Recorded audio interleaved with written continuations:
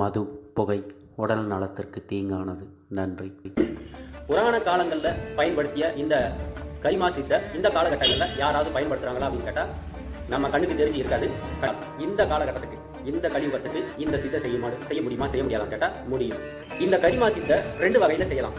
இதுல சூட்சும தேகத்தை பயன்படுத்தியும் கரிமா சித்தை செய்ய முடியும், ஸ்தூல தேகத்தை பயன்படுத்தியும் செய்ய முடியும். சரி, இப்போ இந்த ஆரோ பவரை அதிகரிக்கிறது எப்படி? ஏன் அதிகரிக்கணும்னா ஆரோ பவரை வச்சு இந்த கரிமா சித்து கொஞ்சம் பண்ண முடியும். பிராணசக்தி நம்மளுக்கு அதிகமாகும் போது நம்மளுடைய ஆரோ பவர் 6 அங்குலம்ன்றது 8 அங்குலம், 10 அங்குலம், 12 அங்குலம்னு இப்படி அதிகரிச்சுக்கிட்டே போகும். ஒரு 24 வருடங்கள் இந்த பயிற்சி செஞ்சீங்கன்னா கண்டிப்பா உங்களுக்கு ஒரு 20 அடி தூரம் இந்த ஆரோ பவர் இருக்கும். இப்போ இந்த 20 அடி தூரத்துக்கு உங்களுக்கு ஒரு ஆரோ பவர் இருக்குது அப்படின்னா அந்த 20 அடி தூரத்துக்கு உள்ள வர்றவங்க உங்களுடைய கட்டுப்பாட்டில் தான் இருப்பாங்க. இப்படி படிப்படியாக உயர்ந்துட்டே போய் 12 அங்குல சுவாசம்னு சொல்லுவாங்க ஆன்மீகத்தில். இந்த 12 அங்குல சுவாசம் என்னன்னா, இப்போ இருக்கிற இந்த நார்மல் பாடி இருக்கு இல்லையா, இதுல இருந்து ஒரு 12 அங்குலம் பெருசாகணும். அந்த அளவுக்கு நீங்க மூச்சு இழுத்துட்டீங்க அப்படின்னாக்கா உங்களுடைய ஆரோ 10 அடி 15 அடி கண்டிப்பா இருக்கும். எடுத்துட்டு அடுத்தது சூட்சும தேகத்துல இந்த கரிமா சித்தியை பெரிய அளவுல பயன்படுத்த முடியும். அதை பத்தி என்னன்னு பார்க்கலாம். தமிழ் மக்களுக்கும் ஆன்மீக அன்பர்களுக்கும் அன்பான வணக்கங்கள். நாம தொடர்ந்து அஷ்டமா சித்திகளை பத்தி பார்த்துக்கிட்டு வரோம். சென்ற காணொலியில லகிமா அப்படின்ற சித்தை பற்றி விளக்கம் கொடுத்துருந்தேன். இந்த காணொலியில் கரிமான்ற சித்தை பற்றி எனக்கு தெரிஞ்ச விளக்கத்தை என்னுடைய அனுபவத்தில் நான் உணர்ந்த விஷயங்களை உங்ககிட்ட பகிர்ந்துக்கிறேன். லகுமா அப்படின்னாக்கா லேசான, லகுவான அப்படிங்கிறது தான் பொருள். ஆனால் கரிமா அப்படின்னாக்கா அதுக்கு ஆப்போசிட்டாக கனமான, பலமான, கடினமான அப்படிங்கிற ஒரு பொருளை கொண்டது தான் கரிமான்ற வார்த்தை. கரிமான்ற வார்த்தைக்கு இன்னொரு பொருளும் இருக்குது, யானை. கரிமானாக்கா யானைன்ற ஒரு பொருளும் இருக்குது. அதை மைண்டில் வச்சுக்கோங்க. கரிமா முகன் அப்படின்னு விநாயக பெருமானை சொல்லுவாங்க. அதனால கரிமான்ற வார்த்தைக்கு யானைங்கிற ஒரு பொருள் உண்டு. அதையும் மனசில் வச்சுக்கோங்க. இப்போ கரிமா சித்தை பற்றி சொல்லணும் அப்படின்னாக்கா நாம் பழைய வரலாறு புராண கதைகள்லேருந்து தான் கொண்டு வரணும். அதனால ஆதி காலத்தில் இந்த கரிமா சித்தை யார் பயன்படுத்தினாங்க, எப்படி பயன்படுத்தினாங்கன்றதை பார்த்துட்டு அதுக்கப்புறம் இந்த காலகட்டத்தில் அதை பயிற்சி எப்படி செய்யணும், செய்ய முடியுமா முடியாதா அப்படிங்கிறத பற்றி அப்புறம் பார்க்கலாம். இப்போ இந்த கரிமா சித்தை அந்த காலங்களில் எந்தெந்த இடத்துல யார் பயன்படுத்தினாங்கன்றதை பற்றி கொஞ்சம் ஒரு எக்ஸாம்பிளுக்கு பார்த்துடலாம். ராவணீஸ்வரன் ஒரு முறை தன்னுடைய பலத்தால் அந்த சிவபெருமானுடைய அந்த இருக்கக்கூடிய அந்த இமயமலையவே தேர்த்து எடுக்கிறான். இப்படி எடுத்து இப்படி தூக்கிட்டான். அவன் தூக்கினதை பார்த்து பார்வதி தாயாரே பயந்துட்டாங்க அப்படின்னு சொல்லி ஒரு கதை உண்டு. அதுக்கப்புறம் சிவபெருமான் என்ன பண்ணுறாருன்னா தன்னுடைய சுண்டு விரலால் மூட்டைப்பூச்சியை நசுக்கிற மாதிரி ராவணீஸ்வரனை நசுக்கி விட்டுருவார். அதுக்கப்புறம் தான் அவன் மூர்ச்சை ஆகிடுவான், விட்டுட்டு அதுக்கப்புறம் என் சின்ன வணங்குகிறேன் மகாதேவா அப்படின்னு சொல்லி சரண்டர் ஆயிடுவான். இப்போ அந்த இடத்துல ரொம்ப இமயமலைன்னா சாதாரண விஷயமா, அதை யாருனாலையும் தூக்க முடியுமா? தூக்கவே முடியாது. அந்த இமயமலையவே தூக்குற அளவுக்கு ராவணீஸ்வரங்கிட்ட தவ வலிமை இருந்திருக்குது. அவர் தன்னுடைய தவ வலிமையை பயன்படுத்தி தூக்கியிருக்காரு. ஆனால் சிவபெருமான் விடலை. அவர் எப்போவுமே ஆணவத்துக்கு அடி குடிப்பார். அதுக்கப்புறம் ஆஞ்சநேயர், அதே ராமாவதாரத்தில் ஆஞ்சநேயர் பல இடங்களில் தன்னுடைய தவ வலிமையால் இந்த கரிமா சித்தை பயன்படுத்தி நிறையா பெரிய பெரிய இந்த பாறாங்களை தூக்கி போட்டு சண்டை போடுறது, மலையை பேர்த்து எடுக்கிறது, மரத்தை பிடுங்கி அடிக்கிறது, இந்த மாதிரி வேலைகள்லாம் அதிகமாக கரிமா சித்து பயன்படுத்தினது யாருன்னு கேட்டால் ஆஞ்சநேயராக தான் இருப்பார். புரியுதுங்களா? அப்புறமா தேவர்களில் பார்த்தா பல பேர் இதை செஞ்சுருந்தாலும் நம்ம ஞாபகத்துக்கு வர்றது விநாயக பெருமான் தான் ஞாபகத்துக்கு வர்றாரு. நம்ம விநாயக பெருமான் ஒரு முறை என்ன பண்ணுறாரு, இந்த நவக்கோள்களை தன்னுடைய கட்டுப்பாட்டுக்குள்ளே கொண்டு வர்றதுக்காண்டி தன்னுடைய தவ வலிமையால் இந்த நவக்கிரகங்களை கட்டுப்படுத்துகிறார். தன்னுடைய உடலுக்குள்ளேயே அந்த நவக்கிரகங்களை அரெஸ்ட் பண்ணிடுறாருன்னு சொல்கிறாங்க. புரியுதுங்களா? இது கரிமா சித்து இல்லாமல் இதை பயன்படுத்த முடியாது. ரைட். புராண காலங்கள்லேருந்து யார் எப்படி பயன்படுத்துகிறாங்கன்னு ஒரு எக்ஸாம்பிளுக்கு இதை சொன்னேன். இப்போது இந்த காலகட்டத்துக்கு வரலாம். புராண காலங்களில் பயன்படுத்திய இந்த கரிமா சித்தை இந்த காலகட்டங்களில் யாராவது பயன்படுத்துகிறாங்களா அப்படின்னு கேட்டால் நம்ம கண்ணுக்கு தெரிஞ்சு இருக்காது. கண்ணுக்கு தெரியாமல் கண்டிப்பாக இருக்கும். கண்ணுக்கு தெரியாமல் இந்த சித்துக்கள் அடைஞ்சவங்க கண்டிப்பாக இருப்பாங்க. நம்மளுக்கு தெரியாது. புரியுதுங்களா?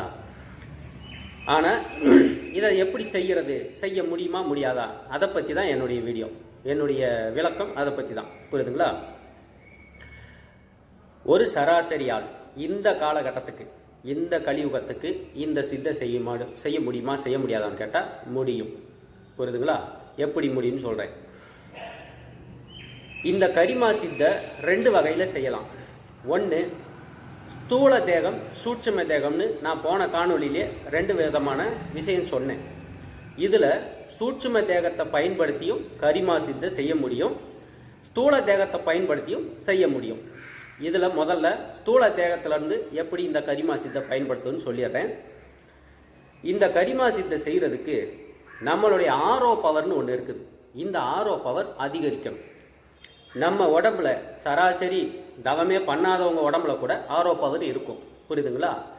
இந்த ஆரோ பவரானது நம்ம உடம்புல இருந்து 6 அங்குலம், அரை ஜான், இந்த கையில் ஒரு அரை ஜானு 6 அங்குலம் நம்மளுடைய ஆரோ பவர் இருக்கும்னு விஞ்ஞானபூர்வமாக சொல்கிறாங்க. அது என்ன அப்படின்னாக்க, நம்மளுடைய உடம்புல எந்த கெட்ட பழக்கமும் இல்லை, பீடி, சிகரெட்டு, சாராயம், கஞ்சா எந்த பழக்கமும் இல்லாதவங்களுக்கு இந்த ஆரோ பவர் 6 அங்குலம் வரைக்கும் கண்டிப்பாக இருக்கும் அப்படின்னு சொல்கிறாங்க. ஆனால் இந்த கெட்ட பழக்க வழக்கங்கள்லாம் உள்ளவர்களுக்கு இந்த ஆரோ பவர் இருக்காது, குறைஞ்சிக்கிட்டே போகும்.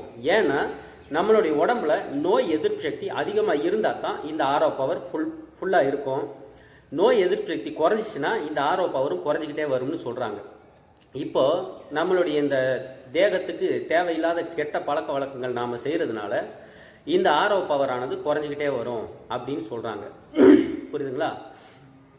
சரி, இப்போது இந்த ஆரோ பவரை அதிகரிக்கிறது எப்படி, ஏன் அதிகரிக்கணும்னா ஆரோ பவரை வச்சு இந்த கரிமா சித்து கொஞ்சம் பண்ண முடியும். அது எப்படின்னு பார்க்கலாம். நம்மளுடைய உடம்புல ஆரோ பவர் அதிகரிக்கிறதுக்கு நம்மளுக்கு பிராணசக்தி அதிகமாக வேணும். பிராணசக்தி அதிகரிக்கிறதுக்கு மூச்சு பயிற்சி அதிகமாக செய்யணும். புரியுதுங்களா? இப்போ மூச்சு பயிற்சியில் பூரகம், ரேசகம், கும்பகம்னு 3 நிலைகள் உண்டு. அது பிராணயாமத்தில் சொல்லுவாங்க. பூரகம்னாக்கா இழுக்கிறது, ரேசகம்னாக்கா வெளிவிடுவது, கும்பகம்னா உள் நிறுத்துவது. புரியுதுங்களா? இது 3க்கும் 3 கணக்குப்படி பண்ணுவாங்க. புரியுதுங்களா? இப்போ அதில் நான் எல்லா கணக்கையும் சொல்ல முடியாது. இதுக்கு மட்டும், இந்த கரிமாசத்துக்கு மட்டும் ஒரு சில கணக்குகள் சொல்லிடுறேன். இப்போது 48 முறை என்ற அளவுக்கு மூச்சு காற்ற உள்ள கும்பகம் பண்ணோம்னா, உள்ள அடக்கணும்னா, அதுக்கப்புறம் வெளியில் விடும்போது, இது அப்படியே பல காலங்கள் தொடர்ந்து இந்த பயிற்சி செய்யும்போது, ஒரு 3 மாதம், ஒரு 6 மாத காலம் நீங்கள் இந்த பயிற்சி செஞ்சிட்டிங்கனாக்கா, அதுக்கப்புறம் நீங்கள் ஒரு 48 கவுண்டிங் காற்றை உள்ளே நிறுத்தினீங்கன்னா, வெளியில் விடும்போது ஒரு 8 கவுண்டிங் அல்லது 10 கவுண்டிங்கு காற்று வெளியில் வராது, உள்ளேயே நின்றுக்கிறோம். அதாவது 48 கவுண்டிங் உள்ளே நிறுத்தினீங்கன்னா வெளியில் விடும்போது 40 கவுண்டிங் தான் வரும், 8 கவுண்டிங்கு வராது. உள்ள இந்த அணுக்கள் சேமிச்சிடும், சேவ் பண்ணிடும். இப்போ இந்த கும்பக பயிற்சி எப்படி செய்கிறத ஒரு சின்ன எக்ஸாம்பிள் கொடுத்துட்றேன். இப்போ மூச்சை இழுக்கிறேன், நான் இழுத்து நிப்பாட்டுறேன், தம் கட்டிட்டேன். 1 2 3 4 ஒரு 48 கவுண்டிங்கு உள்ளே நிறுத்திட்டேன். திருப்பி நான் வெளியில் விடும்போது 40 கவுண்டிங் வரும், 8 கவுண்டிங் வராது. 8 கவுண்டிங் காற்று உள்ள இந்த அணுக்கள் அது இழுத்துக்கிறோம். இந்த மூச்சு காற்றை அது இழுத்து வச்சுக்கிறோம். புரியுதுங்களா? 40 கவுண்டிங்கு உள்ள 48 கவுண்டிங் உள்ள கும்பகம் பண்ணும்போது வெளியில் விட்டு, அதுக்கப்புறம் வெளியில் விட்டோம்னா 40 கவுண்டிங் காற்று தான் வரும். 8 கவுண்டிங் காற்றை இந்த கோடான கோடி செல் அணுக்களால் ஆனது தானே இந்த உடல். இந்த அணுக்கள் பூரா தன்னைத்தானே சுவாசிச்சுக்கிறோம். நாம் இழுத்து வைக்கிற காற்றை உள்ள அது சுவாசித்து பிராணசக்தியை உள்நிறுத்தும். இதுதான் கும்பக பயிற்சியில் இருக்கிற ஒரு முக்கியமான ரகசியம். மறுபடியும் சொல்கிறேன். மூச்சை இழுக்கிறோம், 1 2 3 4 48 கவுண்டிங் நிறுத்துகிறோம். வெளியில் விடும்போது ஸ்லோவாக தான் விடணும். விடும்போது அதிகமான முக்கால்வாசி காற்று தான் வரும், கால்வாசி காற்று வராது. ஏன்னா நாளாக இந்த பயிற்சி அதிகமாக இந்த உடலில் இருக்கக்கூடிய அணுக்கள் இந்த பிராணசக்தியை உள்வாங்கிடும்.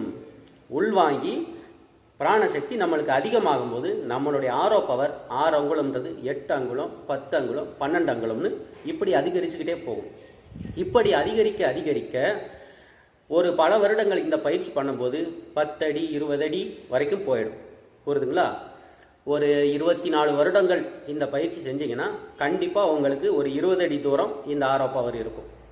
விவேகானந்தருக்கு 20 அடி தூரம், 15 அடி தூரம், 20 அடி தூரம் இருந்ததாக ஒரு தகவல். ராமகிருஷ்ண பரமஹம்சருக்கு 100 அடி தூரம், 150 அடி தூரம் இருந்ததாக ஒரு தகவல் சொல்கிறாங்க. புத்தருக்கு 40 மைல் தூரத்துக்கு இந்த ஆரோ பவர் இருந்ததாக சொல்கிறாங்க. புரியுதுங்களா? கண்டிப்பாக இருக்கும். அவங்களுடைய தவ வலிமைக்கு தகுந்த மாதிரி இது அதிகரிக்கும். புரியுதுங்களா? இப்போ இந்த ஆரோ பவரை வளர்க்குறது எப்படின்னு சொல்லிட்டேன். சரி, இந்த ஆரோ பவரை வச்சு எப்படி இந்த சித்து செய்வது, அதுக்குத்தானே இந்த விஷயத்தையே நம்ம பேசணும். இப்போ இந்த 20 அடி தூரத்துக்கு உங்களுக்கு ஒரு ஆரோ பவர் இருக்குது அப்படின்னா, அந்த 20 அடி தூரத்துக்கு உள்ளே வர்றவங்க உங்களுடைய கட்டுப்பாட்டில் தான் இருப்பாங்க. உங்களை அடிக்கவே வந்தாலும் ஆயுதத்தை கீழே போட்டுட்டு உங்களை தொட்டு வணங்கிட்டு போயிடுவாங்க. இந்த ஆரோ பவருடைய ரகசியம் இதுதான். புரியுதுங்களா? இப்போ நான் ஒரு சித்தரை போய் பார்த்தேன், அவரை பார்த்தோன்னே எனக்கு இருந்த ஜுரமெல்லாம் போயிடுச்சு, எனக்கு இருந்த வயிற்று வலியெல்லாம் போயிடுச்சு, சரியாயிடுச்சு அப்படின்னு சொல்லுவாங்க. இப்போ அந்த சித்தர் என்னை தொட்டாருப்பா, என் உடம்புல இருந்த நோயெல்லாம் போயிடுச்சுப்பா இப்படின்னு சொல்லுவாங்க. அதில் ஒரு உண்மை அடங்கியிருக்கு. என்னன்னாக்கா, சித்தர் நிலையில் இருக்கிறவங்களுக்கு ஆரோ பவர் ரொம்ப பர்ஃபெக்டாக வேலை செய்யும். நீங்கள் அவங்க வந்து உங்களை தொட வேண்டியதெல்லாம் இல்லை. நீங்கள் அவங்களுடைய ஆரோ பவர்களை போயிட்டாலே உங்களுடைய நோய் குணமாயிடும். புரியுதுங்களா? அப்படி இருக்கும்போது இப்போ யாராவது அந்த ஆரோ பவர் வந்து அதிகமாக இருக்கிறவங்க கிட்ட போய் நீங்கள் அவங்கள அடிக்கவோ திட்டுறதுக்கோ அல்லது வெட்டுறதுக்கோ போனால் கூட அவங்க அந்த ஆரோ பவரை யூஸ் பண்ணாங்க அப்படின்னாக்கா உங்களால் அவங்கள அடிக்க முடியாது. இப்படி பிடிச்சி தள்ளுனா, ஒரு ஊரே சேர்ந்து தள்ளுனாலும் அந்த 20 அடி தூரத்துக்குள்ளே அவருடைய பலம் தான் வேலை செய்யும். உங்களுடைய யாரோட பலமும் வேலை செய்யாது. ஏன்னா உங்கள் மைண்டில் இருக்கிறதே அவருடைய நினைவலைகள் தான் இருக்கும். பண்ணாத, இதை செய்யாத அப்படின்னு சொன்னால் நீங்கள் அதை செய்ய முடியாது. புரியுதுங்களா? மனசுலேயே நினச்சேவும் அந்த ஆரோ பவர் ஃபுல்லாக அவங்களுடைய எண்ண அலைகளை ஃபுல் பண்ணி வச்சுருப்பாங்க. அதுக்குள்ளே போகும்போது அவங்களுடைய நினைவலைகள் தான் உங்களுக்கு வரும். இப்போ அவரை போய் சந்திக்கும் போது உங்களுக்கு நோய் குணமாகிற மாதிரி, ஒரு நல்ல சாந்த நிலை வர்ற மாதிரி, பயங்கரமான ஒரு பாசிட்டிவ் வைப்ரேஷன் வர்ற மாதிரி இருக்குதுனாக்கா அது அவங்களுடைய ஆரோ பவர் மூலிமா வருது. இது நிரந்தரம் இல்லை. திருப்பி நீங்கள் வீட்டுக்கு போனே ஒரு வாரத்துக்கு உங்கள் உடம்புல அந்த பவர் இருக்கும், அதுக்கப்புறம் இருக்காது. அதுக்கு நீங்கள் நிலையாக இருக்கணும் அப்படின்னா நீங்கள் பயிற்சி பண்ணணும். புரியுதுங்களா? இப்போ இந்த பயிற்சி எப்படி பண்ணணும்னு நான் கொஞ்சம் சொன்னேன். இது உடனடியாக வாய்க்கிறது கிடையாது. உடனடியாக இந்த பயிற்சி வந்து பழக்கத்துக்கு வருமானு கேட்டால் கிடையாது. இது பல மாதங்கள், பல வருடங்கள் முறையான முறையாக குருக்கிட்ட போய் இந்த வித்தையை வாங்கி பயிற்சி பண்ணுங்க. இல்லைன்னா வழக்கம் போல் சொல்கிறது தான், இதில் ஆபத்தும் இருக்குது. நீங்கள் வந்து 20 அடி தூரம் உங்களுக்கு ஆரோ பவர் இருக்கணும்னா எந்த அளவுக்கு பிராணசக்தி இழுக்கணும்னு சொல்லிடுறேன். இப்போ பாருங்கள், இப்போ நான் மூச்சு இழுக்கிறேன். இப்போ ஒரு 2 இன்ச்சு 3 இன்ச்சு என்னோடய உடம்பு இப்படி பெருசாச்சு மூச்சு இழுத்தனே. நான் ஆரம்ப காலங்களில் நல்ல இளமையில் நல்ல பயிற்சி பண்ணிக்கிட்டு இருக்கும்போது 6 இன்ச்சு வரைக்கும் பிராணசக்தி இழுக்க முடியும். மூச்சு இழுத்தா 6 இன்ச்சு பெருசாகும், உடம்பு பெருசாகிட்டு திருப்பியும் நார்மலுக்கு வந்துடும். இப்பையும் கூட நல்ல ஆரோக்கியமான உடல் அப்படின்னாக்கா டாக்டர்ஸ் சொல்கிறது, நம்ம சாதாரண நார்மலாக இப்போ இருக்கிற உடல்லேருந்து மூச்சு இழுத்தோம்னா 6 இன்ச்சு சுற்றளவு பெருசாகணும். கேப்பை வச்சு அளந்தோம்னா 30 இன்ச்சியாக இருக்கிறது 36 இன்ச்சு வரைக்கும் நம்ம மூச்சு இழுத்துட்டோம்னா நம்மளுடைய உடம்பு 100% ஆரோக்கியமாக இருக்குன்னு அர்த்தம். இப்போ 6 அங்குலம் பெருசாகிற அளவுக்கு மூச்சு இழுக்கிறோம் இல்லையா? இப்போ கும்பக பயிற்சியால் பல வருடங்கள் பயிற்சி பண்ணும்போது 7 இன்ச்சு 8 இன்ச்சு இப்படி படிப்படியாக உயர்ந்துக்கிட்டே போய் 12 அங்குல சுவாசம்னு சொல்லுவாங்க ஆன்மீகத்தில். இந்த 12 அங்குல சுவாசம் என்னன்னா, இப்போ இருக்கிற இந்த நார்மல் பாடி இருக்கு இல்லையா, இதிலிருந்து ஒரு 12 அங்குலம் பெருசாகணும். அந்த அளவுக்கு நீங்கள் மூச்சு இழுத்துட்டீங்க அப்படின்னாக்கா உங்களுடைய ஆரோ 10 அடி 15 அடிக்கு கண்டிப்பாக இருக்கும். 10 அடி 15 அடிக்கு கண்டிப்பாக இருக்கும். ஆனால் அந்த 12 அங்குலம் சுவாசம் அதை இழுத்து ப்ராக்டிஸ் பண்ணுறதுக்குள்ளே ஒரு 15-20 வருடங்கள் ஆகிடும். நீங்கள் வேணால் பயிற்சி பண்ணி பாருங்கள், உங்களுக்கு தெரியும். ஒரு 6 மாதம் பண்ணிங்கன்னா உங்களுக்கு தெரிஞ்சிடும் இதில் எந்த அளவுக்கு நம்ம போக முடியும், எந்த அளவுக்கு இது உண்மை அப்படின்றது தெரிஞ்சிடும். புரியுதுங்களா? இந்த பயிற்சி, இந்த மூச்சு பயிற்சியை பற்றி சொல்லணும்னா சொல்லிக்கிட்டே இருக்கலாம்.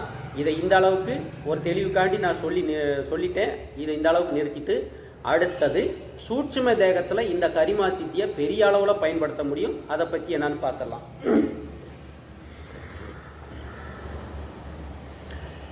இப்போது சராசரி மனிதர்களால் ஒரு 20 அடி தூரத்துக்கு ஆரோ பவர் வளர்க்க முடியும், இந்த ஆரோ பவரை அதிகப்படுத்த முடியும்னு சொல்லியாச்சு. இதை தாண்டி நம்ம பெரிய அளவில் இந்த சித்து செய்யணும்னா உள்ளே இருக்கிற சூட்சும தேகத்தை தெளிவாக பயன்படுத்த தெரியணும். இப்போ நாம் இருக்கோம், இந்த சூட்சும தேகத்தை பயன்படுத்தி இந்த சித்தை செய்யணும் அப்படின்னாக்கா, நான் ஏற்கனவே சொன்னேன், கரிமானாக்கா யானைங்கிற ஒரு பொருள் இருக்குன்னு. இப்போது நம்ம கண்ணை மூடி உட்காந்து இந்த தேகத்துக்கு உள்ள இருக்கக்கூடிய சூட்சும தேகத்தை ஒரு யானை வடிவாக சங்கல்பம் பண்ணிக்கணும். நம்மளுடைய சூட்சும தேகம் இதே மாதிரி உருவத்தில் உள்ளே இருக்கும். அந்த உருவத்தை மாற்றி ஒரு யானையுடைய வடிவத்தை அதுக்கு கொடுத்து நாம் சங்கல்பிக்கணும். அப்படி சங்கல்பம் பண்ணுறது 100% உறுதி ஆயிடுச்சு அப்படின்னாக்கா ஒரு யானையுடைய பலம் ஒருவனுக்கு வந்துடும். ஒரு யானையுடைய பலத்தை நம்ம இந்த சாதாரண ஸ்தூல தேகத்துக்கு கொண்டு வந்துடும். புரியுதுங்களா? சூட்சும தேகத்தில் ஒரு யானையுடைய தன்மையை 100% நிலை நிறுத்தி நாம் தவம் பண்ணிட்டோம் அப்படின்னாக்கா ஒரு யானை பலம் இந்த உடலுக்கு வந்துடும். இது உடனே நடக்காது. இதுக்கு ஒரு கணக்கு இருக்குது. 48 நாள் தவம், 1 வருட தவம், 2 வருட தவம்னு இதுக்கு ஒரு கணக்கு இருக்குது. புரியுதுங்களா? அந்த கணக்குப்படி அந்த தவம் பண்ணால் தான் அந்த யானையுடைய பவரை 100% சூட்சும தேகத்தில் இறக்க முடியும். புரியுதுங்களா? இதெல்லாம் உண்மையிலே சொல்கிறேன். இது ஒரு வகையில் பார்த்தா இது என்னடா கற்பனைக்கு மிஞ்சினதாக இருக்குன்னு தோணலாம். ஆனால் இதில் ஒரு உண்மையும் அடங்கியிருக்கு, இதில் ஒரு சத்தியமும் அடங்கியிருக்கு. இது அந்த காலத்தில் செஞ்சுருக்காங்க, இந்த காலத்துலேயும் செய்ய முடியும். அதற்கு தகுந்த தவம் பண்ணணும், அதுக்கு தகுந்த பயிற்சி எடுத்தோம்னா கண்டிப்பாக செய்ய முடியும். இதை நல்லா தெளிவாக விளங்கிக்குங்க. நம்மளுடைய சூட்சும தேகத்தை பயன்படுத்தி ஒரு யானை பலம் அல்ல, 2 யானை பலம், 3 யானை பலம். மகாபாரதத்தில் வர்ற பீமனுக்கு 9 யானை பலம் இருந்ததாக வரலாறுல சொல்கிறாங்க. புரியுதுங்களா? மகாபாரதம் ரொம்ப ஒன்றும் இல்லை, நம்ம ஒரு 5000 வருடம் தள்ளி வந்திருக்கோம், அவ்வளோதான். நாம் ஒரு யானை பலமாவது கண்டிப்பாக கொண்டு வர முடியும். நம்ம தவம் பண்ணி ஒழுக்கமாக நம்மளுடைய குரு மேலே மரியாதை வச்சு அவங்கள வணங்கி அவங்க சொன்னபடி கேட்டு தவம் பண்ணோம்னா கண்டிப்பாக ஒரு யானை பலமாவது நம்மளுடைய ஸ்தூல தேகத்துக்கு கொண்டு வர முடியும். இது சத்தியம்தான். நம்ம அந்த அளவுக்கு தவம் பண்ண அது கிடைக்கும். புரியுதுங்களா? இப்போ சூட்சும தேகத்தை பயன்படுத்தி கரிமாசித்து, இந்த கரிமான்ற பேர் வச்சதே ஒரு யானை பலத்தை கொண்டு வர முடியுன்றதுக்காண்டி தான் யானையுடைய அந்த கரிமான்ற பேரை இந்த சித்துக்கு வச்சாங்க. புரியுதுங்களா? கரிமானாக்கா யானைன்ற ஒரு பொருள் இருக்குது. புரிஞ்சுதுங்களா? இப்போ இந்த ப்ராக்டிஸ் இருக்கு இல்லைங்களா, மூச்சு பயிற்சி, கும்பக பயிற்சி. இந்த கும்பக பயிற்சிக்குன்னு தனி உணவு முறை உண்டு. அந்த உணவு முறை தெரிஞ்சு அந்த உணவு முறையை தான் சாப்பிடணும். புரியுதுங்களா? அதிக நேரம் தூங்கக்கூடாது. தூங்குனாக்கா நம்மளுடைய ஆரோ பவர் வேஸ்ட் ஆகும். அதிக நேரம் தூங்கினா நம்மளுடைய ஆரோ பவர் குறையிறதுக்கு வாய்ப்பு உண்டு. புரிஞ்சுதுங்களா? அதிக நேரம் தூங்கக்கூடாது. உணவு முறைகள் அதுக்கு தகுந்த மாதிரி உணவு முறைகள் எடுக்கணும். சொல்லப்போனால் அஷ்டமா சித்திகளுக்கு உணவே எடுக்கக்கூடாதுன்றது தான் உண்மை. சில பேர் கரிமாசித்துக்கு மட்டும் சில உணவுகள் எடுத்துக்கிடுவாங்க. புரியுதுங்களா? சரி மக்களே, இப்போ ஆரோ பவர்னு நிறைய வாட்டி சொல்லிட்டேன். இந்த ஆரோ பவர் உண்மையிலே இருக்குதா, உண்மையிலே இதை செயல்படுத்த முடியுமா அப்படிங்கிறதுக்கு ஒரு சின்ன எக்ஸாம்பிளுக்கு ஒரு பயிற்சியை நான் உங்களுக்கு இந்த வீடியோவில் இப்போ சொல்லித்தரேன். செக் பண்ணி பாருங்கள். உங்களுடைய கைகளை இப்படி நீட்டி வச்சுக்கோங்க. அரஜான் இருக்கணும் கேப். புரியுதுங்களா? இந்த அரஜான் கேப்பில் 2 கைகளையும் நீட்டி வச்சுக்கோங்க. பாருங்கள், கண்ணை மூடிக்குங்க.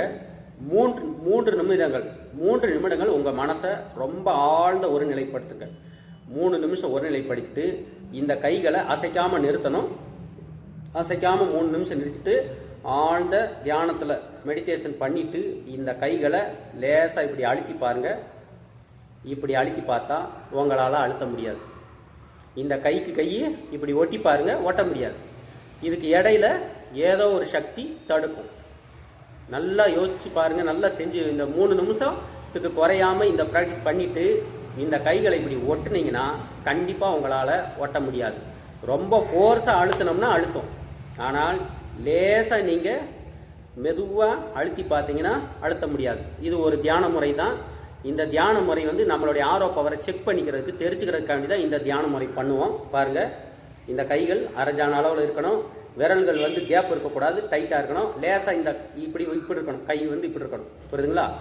இப்படி இருக்கணும், வளைவு. இதை 3 நிமிஷங்கள் நிறுத்திட்டு நீங்கள் மெதுவாக அழுத்தி பாருங்கள், அழுத்த முடியாது. இந்த கைக்கு கை ஆரோ பவர் எதிர் திசையில் அமுத்துறதுனால இந்த கைக்கு கை ஒட்ட விடாமல் பண்ணும். இது ஒரு எக்ஸாம்பிளுக்கு நம்ம கையில் இருக்கிற ஆரோ பவர் இருக்கா இல்லையான்னு செக் பண்ணிக்கிறதுக்காண்டி தான். இதில் வேறு நிலைகள் நிறையா உண்டு. இப்போதைக்கு இந்த ஒரு நிலையை நான் சொல்கிறேன். இந்த ஆரோ பவரை பற்றி வேறு விஷயங்கள் நிறையா நான் வேறு காணொலிகளில் அடுத்தடுத்த காணொலிகளில் சொல்கிறேன். இதை நீங்கள் முடிஞ்சால் டெய்லி ஒரு 3 நிமிஷம் ப்ராக்டிஸ் பண்ணுங்கள். உங்களுடைய ஆரோ பவர் நல்லா வேலை செய்தா இல்லையா அப்படின்றத தெரிஞ்சுக்கலாம். நாளாக இதை அதிகரிக்கிறதையும் நீங்கள் தெரிஞ்சுக்கலாம்.